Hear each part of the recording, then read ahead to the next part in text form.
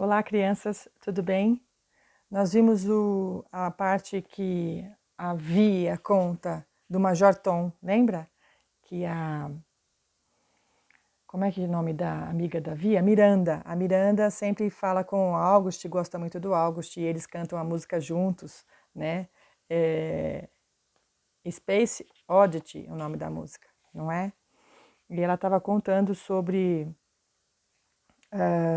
como a ela e a Miranda estavam estranhas, não é isso? Depois da escola. Parece que vamos dar uma carona até em casa hoje. Foi Miranda que falou, no oitavo tempo. Oitavo tempo da escola, né? Enfim. Tinha acabado de se sentar na carteira atrás de mim. Eu havia me esquecido de que minha mãe ligara para a mãe de Miranda na noite anterior, perguntando se ela poderia me levar depois da aula. Não precisa, respondi instintivamente, como se não fosse nada demais.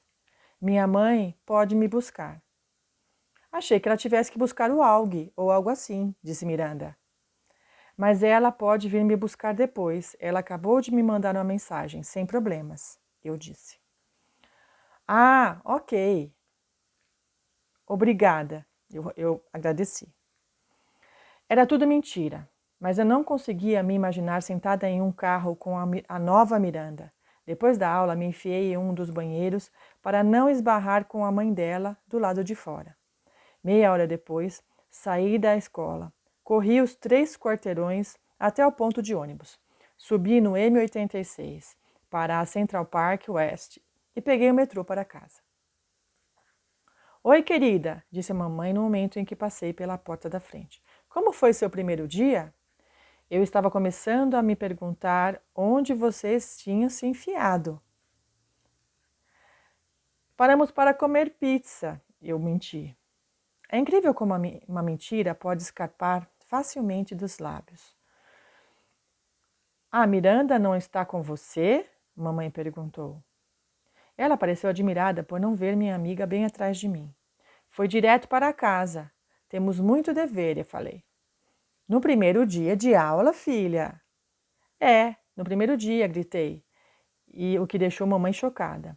Mas antes que ela pudesse dizer qualquer coisa, continuei. Foi tudo bem na escola. É realmente grande lá. Os alunos parecem legais. Eu queria dar a ela informações suficientes para que ela não precisasse me perguntar mais nada. Como foi o primeiro dia do AUG? Perguntei. Mamãe hesitou com as sobrancelhas ainda arqueadas por eu ter gritado com ela segundos antes. Legal, falou devagar como se soltasse a respiração. E o que você quer dizer com legal? Perguntei. Foi bom ou ruim? Ele disse que foi bom. Então, por que você acha que não foi? Eu perguntei para a mamãe. Eu não falei que não foi bom. Meu Deus, Via, o que está acontecendo com você? Ah, esquece, deixa para lá. Respondi e entrei dramaticamente no quarto do August, batendo a porta depois. Ele estava jogando PlayStation e nem ergueu os olhos. Eu odiava o modo como os videogames o deixavam parecendo um zumbi.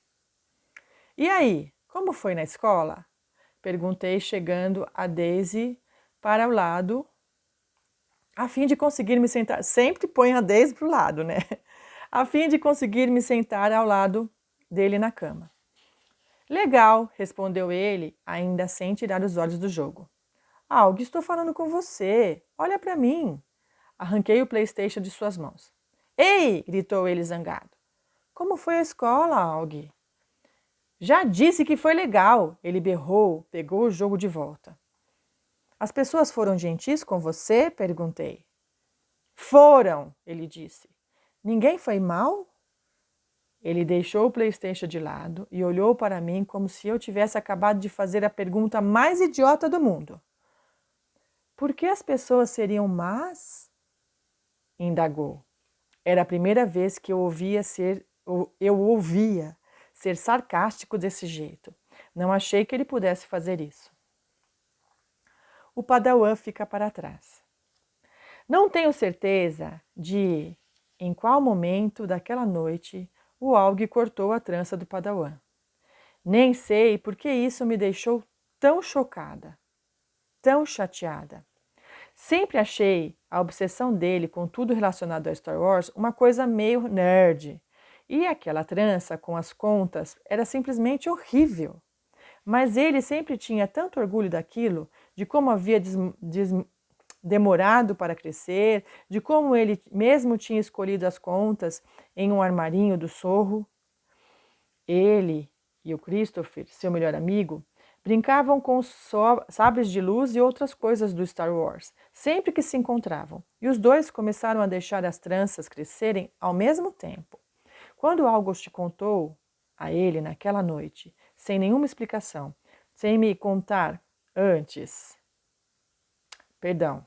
Quando August cortou a dele naquela noite, sem nenhuma explicação, sem nem me contar antes, o que foi surpreendente, e sem sequer ligar para o Christopher, fiquei tão chateada que nem consigo explicar porquê. Já viu o Aug pentear o cabelo em frente ao espelho do banheiro, perdão. Ele tenta deixar cada fio meticulosamente no lugar. Inclina a cabeça para ver ângulos diferentes, como se no espelho houvesse alguma perspectiva mágica capaz de mudar o seu rosto. Mamãe bateu a porta do meu quarto depois do jantar. Parecia exausta e percebi que, por causa do Aug e de mim, o dia também tinha sido duro para ela. Então, quer me contar o que está acontecendo? Perguntou ela baixinho, em tom gentil. Então, vou falar de novo. Ó. Então, quer me contar o que está acontecendo? Perguntou ela baixinho, em tom gentil. Agora não. Está bem? Respondi. Eu estava lendo, estava cansada. Talvez mais tarde quisesse conversar com ela sobre a Miranda, mas naquele momento não. Volto antes de você dormir, ok? Disse ela, aproximando-se e beijando o topo da minha cabeça. A Daisy pode dormir comigo esta noite? Perguntei. Claro, vou trazê-la mais tarde. Não se esqueça de voltar, falei com ela quando saía. Prometo que volto, disse a mamãe. Mas ela não voltou naquela noite. Em vez dela, quem apareceu foi o papai. Ele me disse que o primeiro dia do meu irmão na escola tinha sido ruim e que a mamãe o estava ajudando com isso. Perguntou como tinha sido o meu dia e respondi que foi bom. Ele falou que não acreditava nem um pouco nisso e contei que a Miranda e a ela estavam sendo idiotas. No entanto, não falei que peguei o metrô para casa sozinha. Ele disse que nada põe amizades tão à prova quanto o ensino médio. E depois começou a zombar de mim por estar lendo Guerra e Paz. Não, de verdade. É claro, porque eu já ouvira se gabar para as pessoas de que tem uma filha de 15 anos que lê Tolstói. Tolstói é um cara muito filosófico que só adulto, muito adulto, lê. Mas ele gostava de me provocar perguntando em que ponto do livro eu estava. Na parte da guerra ou da paz. E se havia algo ali sobre os dias de Napoleão como dançarino de hip hop. Era uma coisa boba, mas papai sempre conseguia fazer todo mundo rir.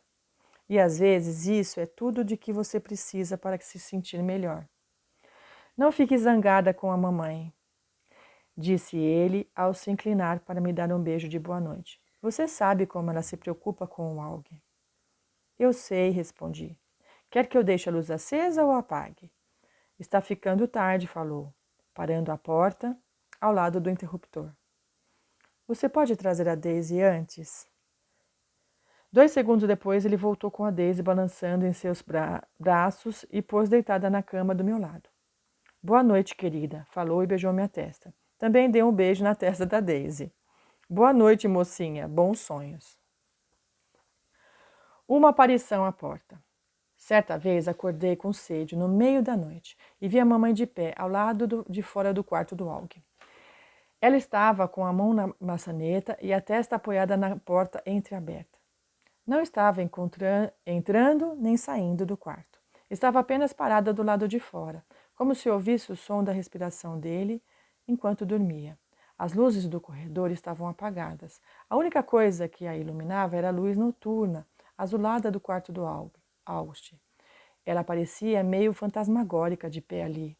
Ou talvez eu devesse dizer angelical. Tentei voltar para o quarto sem ser percebida, mas ela me ouviu e se aproximou. O Aug está bem? Perguntei. Eu sabia que às vezes ele acordava engasgado com a própria saliva, caso se virasse de barriga para cima sem querer. Está sim, ela respondeu e me abraçou. Ela me levou de volta ao meu quarto, me cobriu, me deu um beijo de boa noite. Jamais explicou o que estava fazendo à porta do quarto dele, e eu nunca mais perguntei. Fico imaginando quantas noites ela passou ali, e se alguma vez ficou parada à minha porta daquele jeito. Café da manhã. Você pode me buscar na escola hoje? Perguntei na manhã seguinte, passando um pouco de cream cheese no bagel. A gente viu que bagel é um tipo de pãozinho, né? Que eles comem lá na terra do August. Mamãe preparava o almoço do August, queijo flamenco no pão integral, macio o bastante para ele comer. Ele estava sentado à mesa comendo flocos de aveia. Papai se arrumava para ir ao trabalho. Agora que eu estava no ensino médio, a nova rotina seria eu e papai pegarmos o metrô juntos de manhã, o que o obrigava a sair de casa 15 minutos mais cedo que o normal. Depois eu saltar na minha estação e ele seguir em frente, e a mamãe me buscaria de carro após a aula. Eu ia ligar para a mãe da Miranda para ver se ela poderia trazer você de novo, respondeu ela. Não, mãe, falei depressa. Você me busca, ou vou pegar metrô. Você sabe que ainda não quero que pegue metrô sozinha, disse mamãe. Mãe, eu tenho 15 anos. Todo mundo da minha idade sabe pegar metrô sozinha. Ela pode vir de metrô, disse o papai, e depois entrou na cozinha colocando a gravata. Por que a mãe da Miranda não pode trazê-la de novo? Questionou a mamãe. Ela já tem idade para pegar metrô sozinha, insistiu ele. A mamãe olhou para nós dois. Está acontecendo alguma coisa? A pergunta não foi dirigida a nenhum de nós em particular. Você saberia se tivesse voltado para falar comigo? Falei. Você saberia? Você saberia se tivesse voltado ontem à noite para falar comigo? Falei de forma maldosa. Como disse que faria. Meu Deus, Via, falou a mamãe, lembrando-se de como tinha me abandonado completamente na noite anterior. Ela largou a faca que estava usando para cortar as uvas do algue ao meio. Elas ainda eram um risco para ele, que poderia se engasgar por causa do palato pequeno. Sinto tanto, adormeci no quarto do algue. Quando acordei... Eu sei, falei assentindo de um jeito indiferente. Mamãe chegou perto de mim, pôs a mão nas minhas bochechas e levantou o meu rosto para que eu a olhasse. Sinto muito, muito mesmo, sussurrou. Dava para ver que ela estava se sentindo mal de verdade. Tudo bem, falei. Via. Mãe, tudo bem, sério. Dessa vez eu estava sendo sincera. Ela parecia tão arrependida que eu queria livrá-la daquela agonia. Mamãe me beijou, me abraçou e depois voltou às uvas. Então, algum problema com a Miranda? Perguntou. Ela só está agindo como uma completa idiota, eu falei. A Miranda não é idiota, interveio Aug depressa. Ela pode ser sim, gritei. Pode acreditar. Tudo bem, então. Vou buscar você na escola sem problema, disse a mamãe em um tom decisivo, deslizando as uvas cortadas para o saco plástico com a lateral da faca. Essa era a ideia desde o início mesmo. Vou de carro buscar o Aug e depois pego você. Provavelmente chegaremos lá por volta das 15h45. Não! Falei com firmeza antes mesmo que ela tivesse terminado. Isabel, ela pode pegar o metrô, disse o papai impaciente. Ela já é moça. Está lendo Guerra e Paz, pelo amor de Deus! O que Guerra e Paz tem a ver com isso? Rebateu a mãe, chateada. Significa que você não precisa mais ir buscá-la de carro como se ela fosse um bebê, respondeu ele severo. Via, você está pronta? Pegue sua mochila e vamos. Estou pronta, falei agarrando a mochila. Tchau, mãe. Tchau, Aug. Dei 2 beijos rápidos neles e fui para a porta. Você ao menos tem um cartão de metrô? Perguntou a mamãe. É claro que tem, respondeu o papai exacerbado. Exasperado, perdão. Sim, mãe. Para de se preocupar tanto. Tchau, falou, dando um beijo no rosto dela. Tchau, garotão, deu um beijo na cabeça do August. Estou orgulhoso de você, tenha um bom dia. Você também, papai. Tchau, falou o August.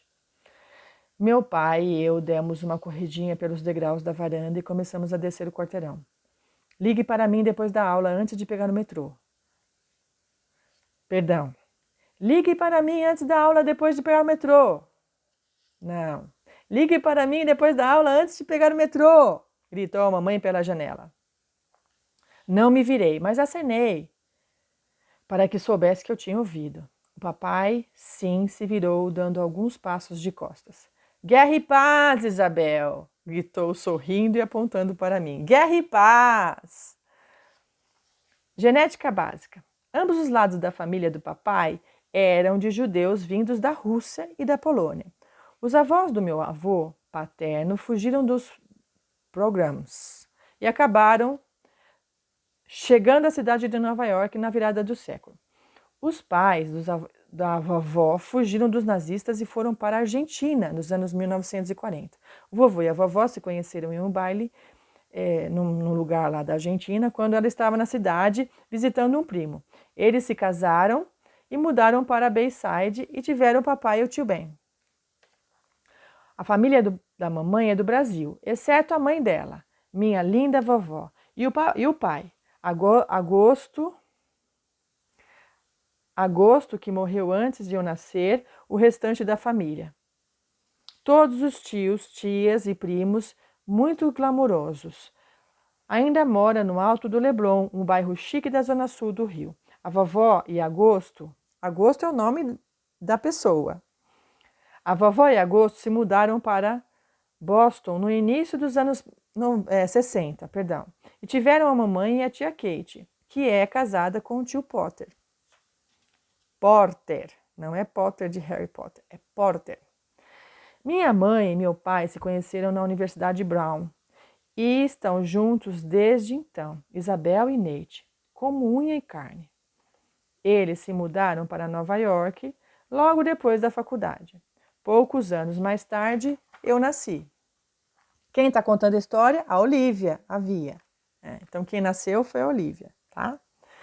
E então, quando eu tinha certeza de um ano... Então, quando eu tinha cerca de um ano, eles foram morar em uma casa de tijolos com terraço em North River Heights, um bairro cheio de hippies e seus bebês de alta sociedade nova-iorquina, da alta sociedade nova-iorquina. Ninguém em toda a exótica mistura de genes da família jamais mostrou nenhum sinal óbvio de ter o que o August tem. Já vi fotos granuladas em sépia de mulheres da família mortas há muito tempo, usando um tipo de roupa que não sei falar o nome. Aqueles lenços típicos da Rússia, babuscas.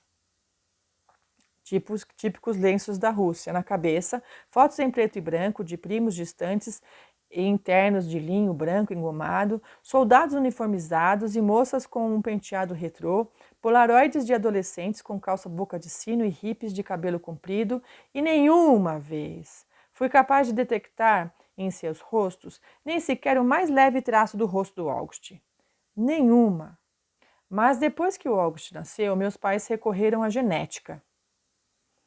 Ouviram que August tinha o que parecia um tipo de disostose bucomaxilofacial, previamente desconhecida, causada pela mutação de um autossomo recessivo no gene TCOF1, localizado no cromossomo 5, complicado por uma microsomia hemifacial característica do espectro óculo-aurículo-vertebral.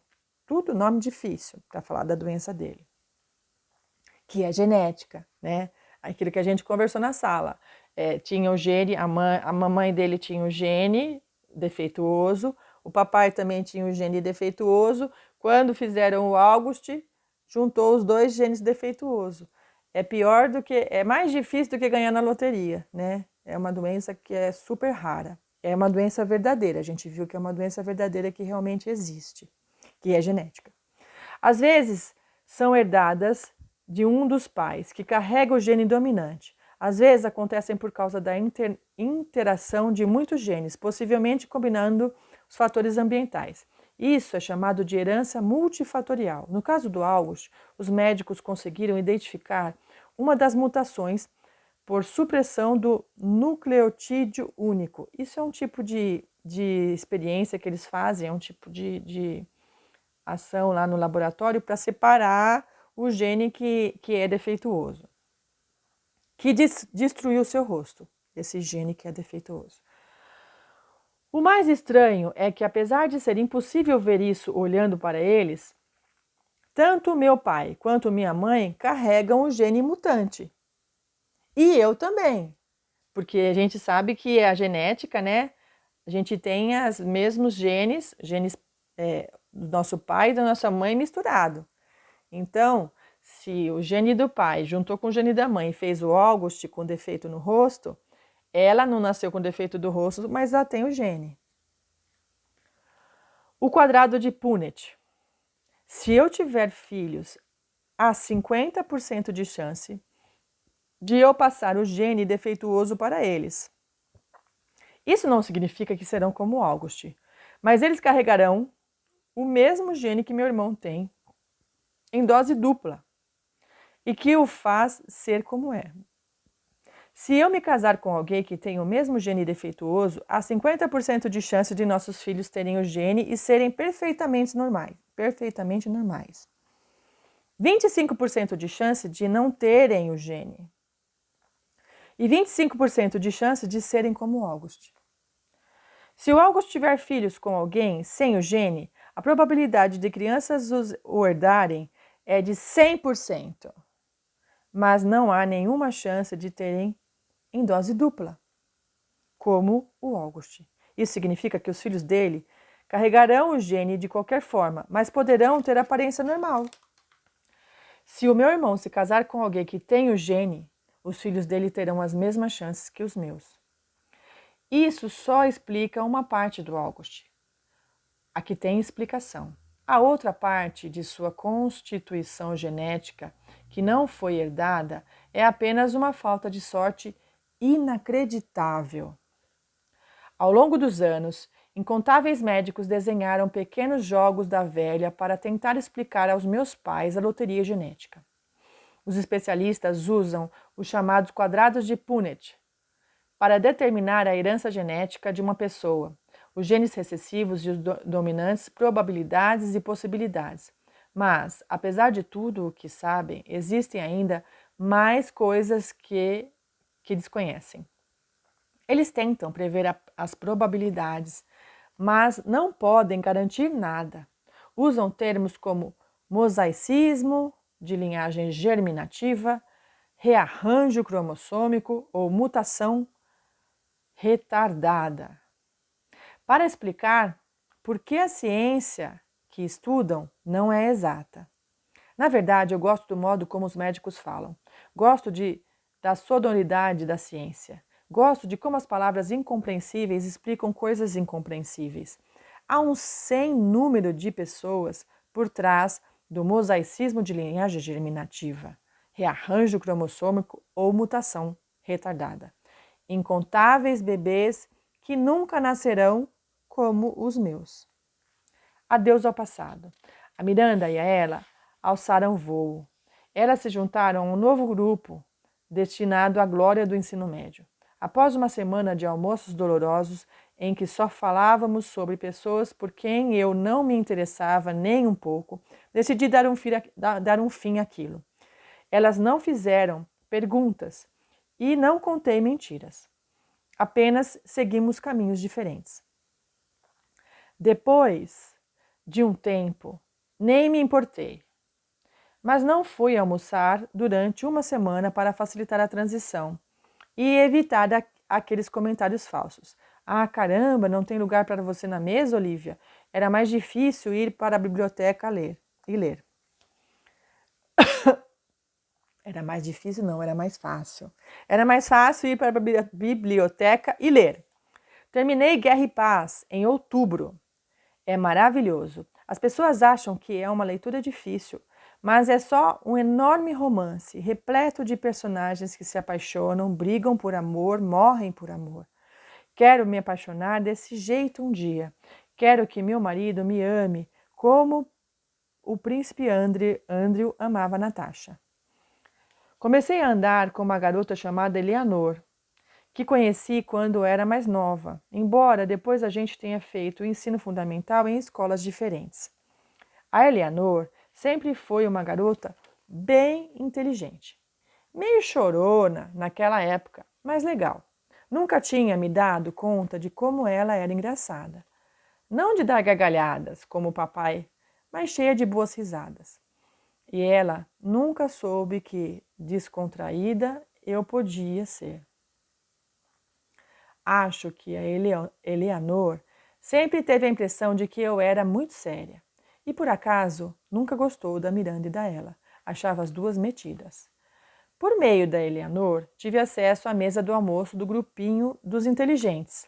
Era um grupo maior do que eu estava acostumada e mais diversificado também. Incluía o namorado da Eleanor, o Kevin, que sem dúvida seria do conselho estudantil um dia. Alguns garotos do clube de eletrônica, meninas como a Eleanor, que faziam parte do comitê de produção do anuário e do clube de debate, e um garoto meio tímido chamado Justin, que usava óculos redondos, pequenos e tocava violão, por quem me apaixonei na mesma hora. Quando eu vi a Miranda e ela, que agora andavam com o grupo dos superpopulares, nós trocávamos um oi e aí e seguimos em frente. De vez em quando, Miranda me perguntava sobre o August, como o August estava, e dizia: diga a ele que mandei um alô. Eu nunca dava o recado, não por causa da Miranda, mas porque o August estava em seu próprio mundo naquela época. Tinha vezes em que em casa nem nos encontrávamos. E aí, a próxima a gente deixa para amanhã, tá bom? Beijo!